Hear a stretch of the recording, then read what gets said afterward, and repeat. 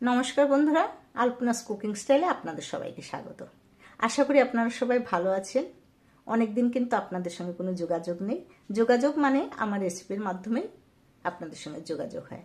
আসলে আমি গ্রামের বাড়িতে ছুটি কাটাতে গেছিলাম, তো গ্রামের কিছু রান্নাবান্না আমার খুব পছন্দের, আর সেইগুলোই আপনাদের সঙ্গে শেয়ার করব।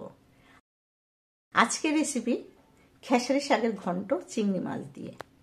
দেখুন, আশা করি আপনাদেরও ভালো লাগবে।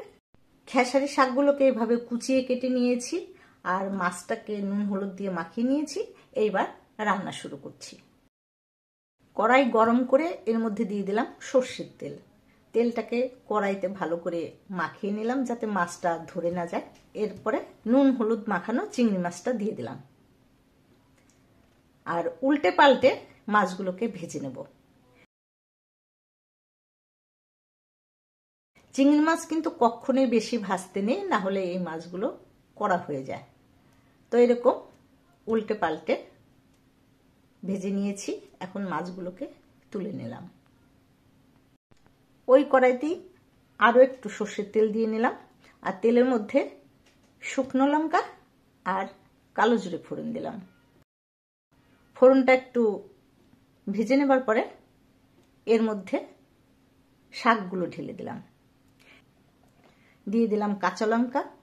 ঝালটা কিন্তু নিজেদের পছন্দ মতো দেবেন, তবে শাক একটু ঝাল ঝাল না হলে ভালো লাগে না। দিয়ে দিলাম হাফ চামচ আদা বাটা আর পরিমাণ মতো লবণ। এখন মিশিয়ে নিচ্ছি ভালোভাবে। লবণ দেওয়ার জন্য শাকের মধ্যে একটু জল উঠে গেছে। এই অবস্থাতে শাকটাকে ঢাকা দিয়ে দিলাম। যতক্ষণে শাকটা সেদ্ধ হচ্ছে ততক্ষণ আমি একটা বাটিতে 1.5 চামচ চালের গুঁড়ো নিলাম। চালের গুঁড়ো না থাকলে আপনারা কর্নফ্লাওয়ার বা ময়দাও দিতে পারেন। একটুখানি জল দিয়ে গোলাটা বানিয়ে নিলাম।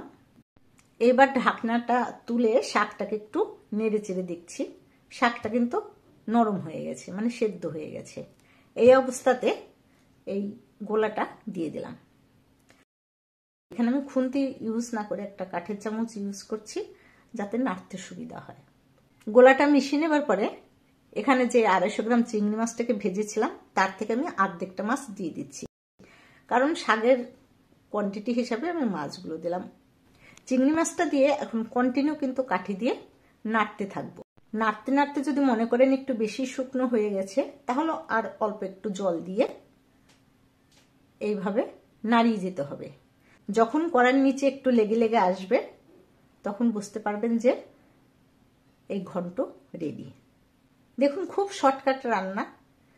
এটা গ্রামের লোকে সবাই এই রান্না পারে, ইভেন শহরের লোকেরাও পারে। এইভাবে খেসারি শাকটা যদি বানিয়ে খান, কি বলবো, দুর্দান্ত টেস্ট। এই গ্রামের রান্নাবান্না যদি আপনাদের ভালো লেগে থাকে তাহলে আমার চ্যানেলকে সাবস্ক্রাইব করবেন, আর একটা লাইক দেবেন, তাহলে কি আপনাদের সঙ্গে কানেকশন ফিল হয়। ঠান্ডা পড়েছে ভীষণ, সবারই সর্দি কাশি এই সময় হয়। নিজেদের খেয়াল রাখবেন, ভালো থাকবেন। আজকের মতো এইটুকু, বাই।